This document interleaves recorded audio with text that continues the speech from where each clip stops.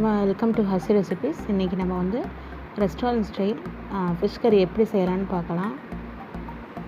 இது ரைஸுக்கு ஒரு எக்ஸலண்ட் ஒரு சைட் டிஷ்ஷாக இருக்கும். ஸோ இதுக்கு முன்னால் நான் வந்து ஒரு 3/4 கிலோ ஷீர்ஃபிஷ், அதாவது சீலா மீன் வாங்கியிருக்கிறேன். இதை ஃபஸ்ட்டு எப்படி நம்ம க்ளீன் பண்ணலான்னு பார்க்கலாம். ஸோ இதுவே என்னுடைய ஃபஸ்ட்டு எக்ஸ்பீரியன்ஸ், எப்படி க்ளீன் பண்ணுறங்கிறது. ஸோ அதை வந்து உங்களோட ஷேர் பண்ணுறதுக்காக நான் உங்களுக்கு வந்து சீலா மீனை எப்படி வந்து க்ளீன் பண்ணலாங்கிறத காமிக்கிறேன். இப்போ இதில் வந்துட்டு அந்தளவு மற்ற சின்ன மீன் மாதிரி ரொம்ப செதிலாம் இருக்காது. நீங்கள் ஒரு கத்தி வச்சு பண்ணுறதே ரொம்ப ஈஸியாக இருக்கும். இப்போ இதில் வந்து நான் வாழை கட் பண்ணிவிட்டு சைடில் செவில் பகுதி இதுகளெல்லாம் வந்து உள்ள அந்த செவில் எல்லாத்தையும் நம்ம நீக்கிடுறோம். ஸோ வாய்க்கு மேலே உள்ள பகுதியை வந்து கொஞ்சம் டைட்டாக பிடிச்சிட்டு இந்த மாதிரி இது பண்ணிட்டோம்னா அந்த வாயோடைய கீழ்ப்பகுதி தாடை பகுதி போயிடும். அதுக்கப்புறம் அதனுடைய வயிற்று பகுதியை நம்ம வந்து இந்த மாதிரி கீறிக்கிடணும். மீனை வந்து ஃபுல்லாக கீறணும்னு கிடையாது, 3/4 பகுதி வரையிலேயே அதனுடைய உள்ள குடல் பகுதி எல்லாமே வந்துடும். ரொம்ப இந்த பெரிய மீன் வந்து எப்போவுமே க்ளீன் பண்ணுறதுக்கு ரொம்ப ஈஸியாக இருக்கும், சின்ன மீன்களை வந்து க்ளீன் பண்ணுறதை விட. ஸோ இப்போ இந்த மீன் நான் எதுக்கு வாங்கியிருக்கிறேன்னா, சூப்பரான ஃபிஷ் கறி செய்கிறதுக்காக நான் வாங்கியிருக்கிறேன். இதில் மண்டை பகுதியை வந்து நீங்கள் தனியாக கட் பண்ணிக்கோங்க. அதுக்கப்புறம் உங்களுக்கு எந்த அளவு திக்காக உங்களுக்கு வந்து வேணுமோ அந்தளவு நம்ம வந்து பீஸ் போட்டுக்கிடலாம். இப்போ எனக்கு வந்து பீஸ் போடுறதுக்கு ரொம்ப கஷ்டமாக இருந்ததுனால அப்படியே அதை வந்து என் ஹஸ்பண்டை கொடுத்தாச்சு. இப்போ அவங்க வந்து பீஸ் பண்ணிகிட்ருக்காங்க. இப்போ பீஸ் பண்ணிவிட்டு நான் யூஷுவல் எப்போதும் போல் மீனை வந்து நல்லா க்ளீன் பண்ணிடுங்க. 2வது தடவை க்ளீன் பண்ணையில் அரிசி களைஞ்ச தண்ணியை வச்சு க்ளீன் பண்ணிக்கோங்க. ஸோ இப்போ வந்து இந்த ஃபிஷ் கறிக்கு தேவையான பொருள் ஃபுல்லாக நான் உங்களுக்கு காட்டியிருக்கிறேன். இது வந்து செய்யலை ஒன்று எவ்வளோ அளவுங்கிறத உங்களுக்கு நான் சொல்கிறேன். இதுக்கு மெயினே வந்து இந்த தேங்காய் பால், நல்லா திக்கு தேங்காய் பாலாக நீங்கள் எடுத்து வச்சுக்கோங்க. தேங்காய் பால் இல்லாட்டி இந்த டிஷ்ஷே கிடையாது. அதுக்கப்புறம் வந்து உள்ள மசாலா பொருட்கள், உப்பு, மிளகாய்த்தூள், அதுக்கப்புறம் வந்துட்டு கறி மசாலாவும் மல்லித்தூளும் மிக்ஸ் பண்ணி வச்சுருக்கிறேன். அதே மாதிரி இதுக்கு வந்து இஞ்சி பூண்டு நம்ம நறுக்கி வச்சுருக்கிறோம். ஸோ இதெல்லாம் எப்படி செய்யலாம்னு நம்ம பார்க்கலாம். ரொம்ப ஒரு இது வந்து ரைஸுக்கும் நல்லாயிருக்கும், நம்மளுடைய சப்பாத்தி, தோசை இந்த மாதிரி டிஃபன் ஐட்டங்களுக்கும் ரொம்ப சூப்பராக இருக்கும் இந்த ஃபிஷ் கறி. இது வந்து எப்படின்னா, காரமும் இப்போ லெமன் வச்சுருக்கிறேன்ல, அப்போ வந்து அந்த லெமனுடைய புளிப்பும் சேர்ந்து ரொம்ப சூப்பராக இருக்கும். இதுக்கு வந்து பெரிய மீன் இதுக்கு வந்து டேஸ்ட்டை கொடுக்கும். ஸோ இதுக்கு வந்து இப்போ நம்ம வந்து மீனை வந்து ஒரு அரை பொரியலாக பொரிச்சு வச்சுக்கிறணும். ஸோ அதுக்காக வந்து நான் இதில் வந்து இஞ்சி பூண்டு பேஸ்ட்டும் மிளகாய்த்தூளும் நம்ம சேர்த்துட்டு மீனில் நல்லா படுற மாதிரி பரட்டி வச்சுருவோம். ஸோ மீனில் வந்து எந்தளவு அந்த மசாலா சாறுதோ அந்தளவுக்கு வந்து குழம்பு வந்து ரொம்ப டேஸ்ட்டாக இருக்கும். ஸோ நல்லா மிக்ஸ் பண்ணிக்கோங்க.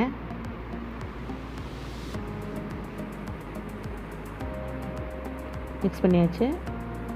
ஸோ இப்போ இதுக்கு தேவையான அளவுக்கு நம்ம சால்ட் ஆட் பண்ணிக்கிடுவோம். இப்போ இந்த மீனை வந்து நம்ம ஒரு அரை பொரியலாக இருக்கணும். இதுக்கு நம்ம தேவையான அளவு அந்த மீனை பொரிக்கிற அளவுக்கு எவ்வளவு நம்மளுக்கு எண்ணெய் தேவையோ அந்த அளவு நம்ம எண்ணெய் ஊற்றிக்கிடுவோம். இப்போ நல்லா ஒரு எண்ணெய் காஞ்சிருச்சு. இப்போ நம்ம வந்து மீனை ஒன்றா ரொம்ப ஒரு ஹை ஃப்ளேமில் இல்லாமல் ஒரு மீடியமான ஒரு ஃப்ளேமில் வச்சு நம்ம மீனை பொரிச்சுக்கிறணும். ரொம்ப பொரியணும்னு கிடையாது, ஓரளவு 2 பக்கம் ஒரு அரை பொரியல் பொரிச்சாலே போதும். இப்போ ஒரு பக்கம் ஓரளவு வெந்ததுனால நான் திருப்பி போட்டுக்கிட்டேன். பாறை மீன், சீலா மீன் இதுவரையெல்லாம் ரொம்ப டேஸ்ட்டாக இருக்கும். இப்போ அந்த மீன் வந்து பொரிஞ்சு முடிஞ்சதுனால இப்போ இதில் வந்து நான் நல்லெண்ணெய் ஆட் பண்ணுறேன்.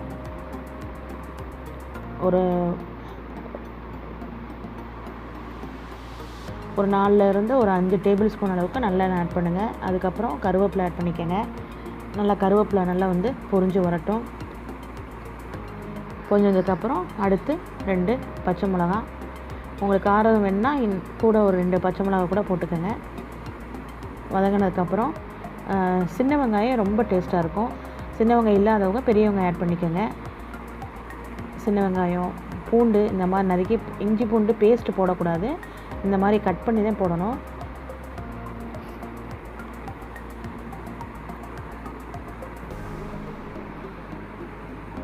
நல்லா அது வந்து எண்ணெயில் வதங்கட்டும். நல்லா இஞ்சி பூண்டும் நல்லா வதங்கணும், வெங்காயம் வதங்கணும்.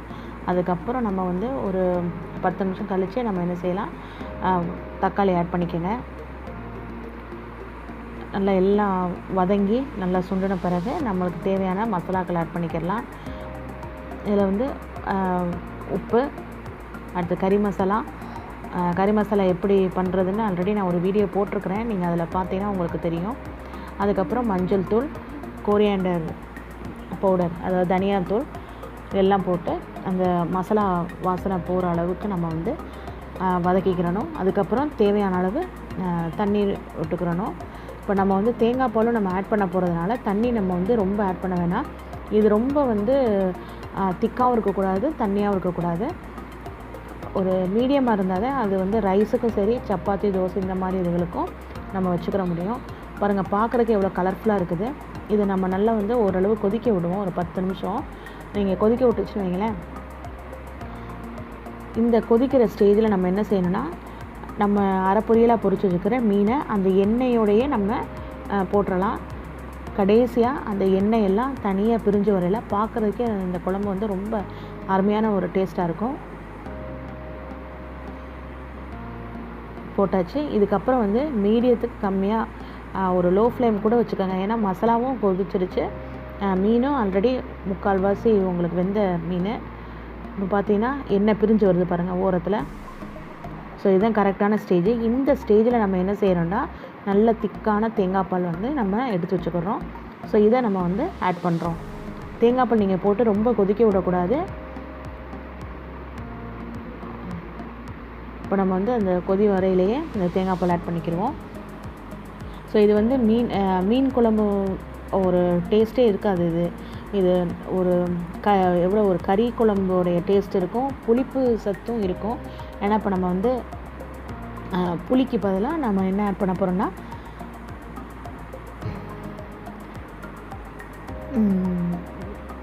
இப்போ வந்து ஒரு 10 நிமிஷம் இதாகட்டும்.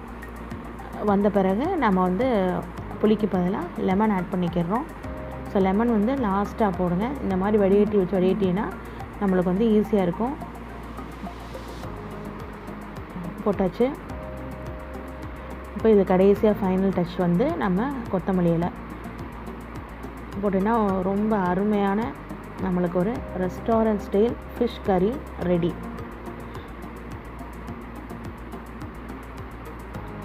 கண்டிப்பாக இது உங்கள் எல்லாத்துக்கும் பிடிக்கும். எல்லாருமே செஞ்சு பாருங்கள். செஞ்சு பார்த்துட்டு கமெண்ட் கொடுங்க. கமெண்ட் பாக்ஸில் வந்து உங்களுடைய நல்ல கமெண்ட்டுகளை கொடுங்க. என்னோடய சேனலை வந்து எல்லோரும் வாட்ச் பண்ணுங்கள். என்னுடைய சேனல் உங்களுக்கு பிடிச்சிருந்தா என்னோடய சேனலை வந்து கண்டிப்பாக லைக் பண்ணுங்கள், சப்ஸ்கிரைப் பண்ணிவிட்டு பக்கத்தில் உள்ள பெல் பட்டனை கிளிக் பண்ணுங்கள். என்னோடய சேனலை வந்து உங்கள் ஃப்ரெண்ட்ஸ் எல்லாருக்கும் ஷேர் பண்ணுங்கள். தேங்க்யூ.